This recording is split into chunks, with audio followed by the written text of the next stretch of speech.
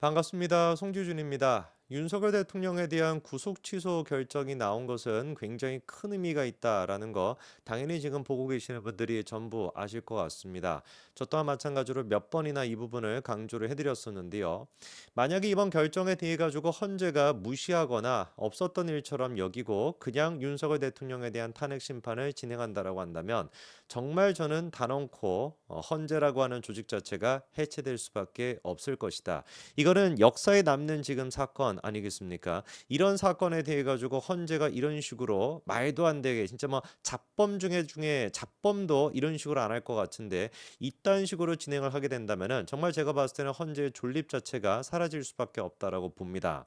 성재준이 지금 얘기하는 것도 아니고요. 뭐 정치인들이 얘기하는 것도 아닙니다. 서울중앙지법의 판사가 명확하게 명시를 했습니다. 말로 그냥 뭐 인터뷰를 한 것도 아니고요. 명확하게 명시를 했습니다. 공수처의 수사는 뭐다? 불법이다. 그리고 검찰과 공수처가 짬짬이를 서로 했던 거 그것도 뭐다? 아무런 법률적 근거가 없다.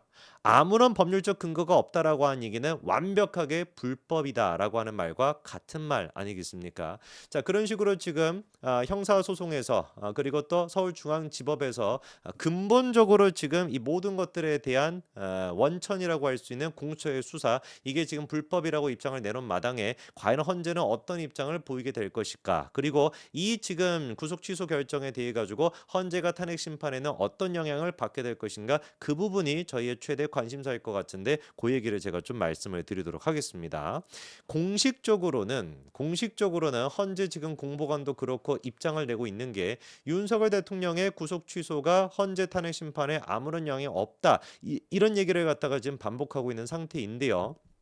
물론 이제 뭐 공보관 입장에서 같은 경우는 거꾸로 윤석열 대통령의 탄핵 심판 영향을 받습니다. 이렇게 얘기하는 것도 말이 안 되기는 하겠습니다만 그런데 근본적으로 윤석열 대통령에 대한 탄핵 심판에 영향이 없다라고 얘기하는 것도 말도 안 되는 소리입니다. 왜냐면은 헌재 이번에 공보관이 이렇게 얘기를 했습니다. 두 가지가 있는데요. 첫 번째 같은 경우는 윤석열 대통령 탄핵 심판에서 공수처 수사 기록은 증거로 채택하지 않았다라고 얘기하고 있습니다. 근데 이게 개뻥입니다.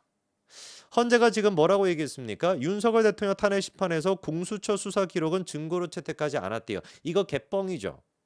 이미 여러분들이 알고 계시는 것처럼 윤석열 대통령 탄핵 그거 변론할 때 나왔던 사람들 홍장원이 됐거나 곽종원이가 됐거나 이 사람들 뭐였습니까? 무슨 뭐 에이펙 행사에 대해 가지고 증언하는 거였나요? 무슨 뭐 잼브리가 됐거나 뭐 이런 거에 대해 가지고 나와서 증언하는 거였습니까? 아니잖아요. 모두가 다 하나같이 뭐였습니까? 윤석열 대통령의 계엄, 윤석열 대통령의 내란 이거에 대해서 얘기를 했던 것인데 뭔 갑자기 뚱딴지 같은 소리를 하고 있는지 모르겠습니다. 철저하게 헌재가 지금 가지고 있는 데이터 그리고 증거, 증언 이 모든 것들은 그 주체가 수사의 주체가 누구였던 거예요? 공수처였다라고 하는 것을 이거는 어느 누구도 부인할 수 없습니다. 만약에 이거를 부인한다 그냥 개딸인 거예요.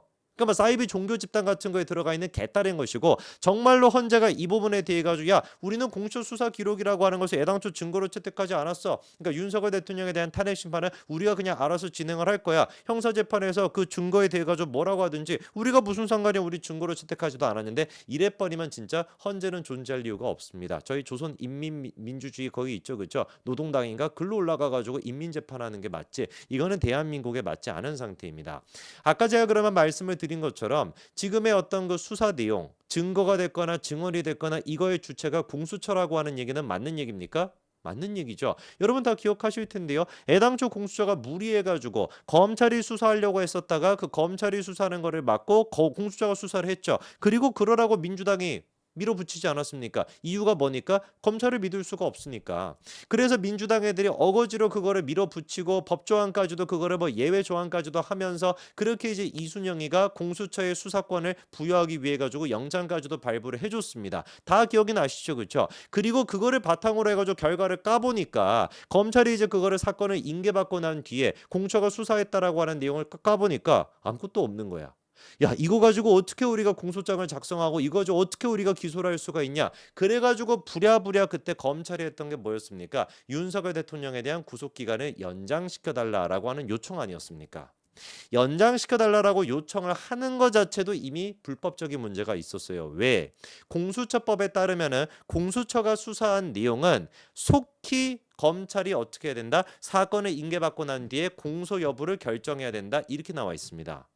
속히 신속히 검찰이 공소 여부를 결정해야 된다라고 하는 그 말뜻 자체가 무슨 의미겠습니까? 간단한 거예요. 검찰은 그거 수사하지 말아라. 공수처가 수사를 한 내용이라고 한다면은 그 수사한 거를 바탕으로 해가지고 검찰은 공소 여부만 결정하면 되는 것이지 너네들이 처음부터 다시 수사할 거는 법적인 근거가 없어. 그렇게 돼 있는 게 공수처법이고 그렇게 법을 만들었던 게 민주당 아닙니까?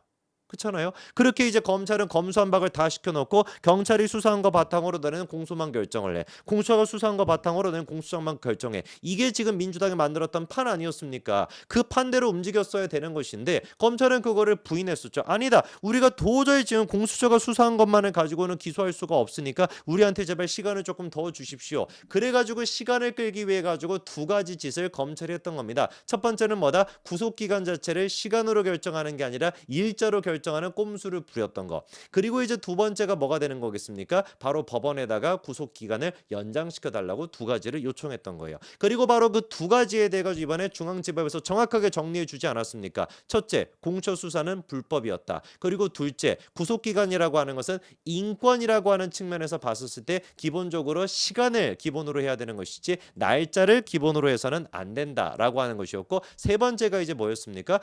검찰이 요청했던 구속 기간 연장 자체를 기각시켰죠. 이유가 뭐였습니까? 야, 너네가 애당초 공수처랑 짬짬이 해가지고 구속기간을 나눠 가진 거 그것도 말이 안 되는데 거기에다가 추가로 또 공수처법을 갖다가 무시하면서 그냥 그거를 없는 셈 치면서 구속기간을 연장시켜 달라고? 너네는 수사하는 게 아니야. 공수처가 수사한 내용에 대해서 공소 여부만 결정하는 것이지 수사하는 건 안 돼 라고 해가지고 기각시켰던 거 아닙니까? 근데 검찰이 두 번이나 요청을 했고 두 번 다 기각이 됐죠. 이게 지금까지의 그 내용이었던 겁니다. 어떤 측면으로 보든지 간에 그러니까 어땠던 거예요? 검찰과 그리고 공수처 그리고 경찰도 마찬가지인 것이고 사실상 수사할 수 있는 권한 자체가 없었던 것이죠. 근데 이거를 이제 와가지고 공수처가 주테마로 해가지고 수사를 진행을 해왔던 것인데 경찰과 검찰 같은 경우는 그냥 밑에 있는 그거에 불과했던 것이고 이름을 올렸던 주체는 전부 다 공수처 아닙니까? 근데 그거를 헌재가 이제 와가지고 공수처의 수사 기록은 우리가 증거로 채택하지 않았다? 그러면 도대체 헌재는 뭐를 근거로 해가지고 탄핵 심판하겠다라는 거예요? 어떤 증거를 기반으로 해가지고 탄핵 심판하겠다라는 겁니까? 이재명으로부터 받은 지령, 김정은으로 받은 지령, 뭐 그거를 바탕으로 해가지고 탄핵 심판하겠다라는 거예요. 모든 수사가 검찰이 할 수 없는 거를 억지로 그런 식으로 다 하고 그리고 공수처가 다 그거를 갖다가 주체해가지고 지금까지 해왔던 게 모습인데 이제 와가지고 공수처의 수사 기록은 우리가 증거로 채택하지 않았다. 그 수사 기록을 바탕으로 탄핵 심판을 안 한다라고 한다면 뭐를 근거로 그러면 도대체 탄핵 심판하겠다라는 것인지 그거부터 얘기해야 되는 거 아닙니까? 바로 그러다 보니까 이 부분에 대해 가지고 주진우 의원도 얘기하는 게 뭐예요? 대통령 탄핵 심판은 변론을 제기해 공수처 불법 수사에 기반한 증거를 걷어내는 작업을 해야 된다. 지금 많은 사람들이 하는 얘기가 뭡니까? 그래서 변론 제기를 해야 된다. 공수처의 수사가 불법이었다라는 게 확인이 됐고 그거를 바탕으로 지금 헌재가 다 해왔으니까 이거 자체를 애써 무시하는 거는 헌재가 사라지는 길인 것이고 최상의 방법은 뭐밖에 없는 것이다. 변론 제기를 해라.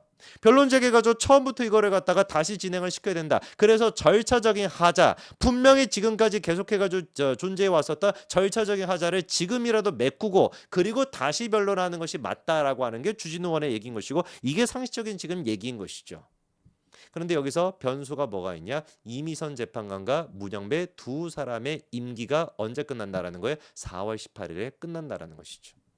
이러다 보니까 헌재 같은 경우는 지금까지 문영배가 주도를 하면서 어거지로 그냥 막 계속해서 밀어붙였던 거예요. 왜? 지들의 임기 자체가 4월 18일에 끝나니까 그전에는 무슨 일이 있더라도 윤석열 대통령 탄핵을 시켜야 되겠다. 우리 같은 지금 또라이 같은 인간들이 있었을 때나 이거를 탄핵을 시킬 수 있지. 정상적인 사람 들어오면 이것도 탄핵 못 시킨다. 그러니까 필사적으로 목숨을 걸고 4월 18일 전에 그거를 다 쇼부를 보려고 했던 것인데 그게 지금 어떻게 됐던 겁니까? 서울중앙지법의 결정으로 인해 가지고 선고가 미뤄지는 것뿐만 아니라 아예 그냥 변론 자체가 처음부터 진행이 돼야 된다라고 하는 여론이 하늘을 찌르고 있다 보니까 정말로 처음부터 변론이 다시 진행된다라고 한다면 문영배랑 이미선 두 사람이 남아있는 상태에서 탄핵 심판하는 것 자체가 현실적으로 불가능해질 가능성이 거의 90%가 넘어간다라는 것이죠.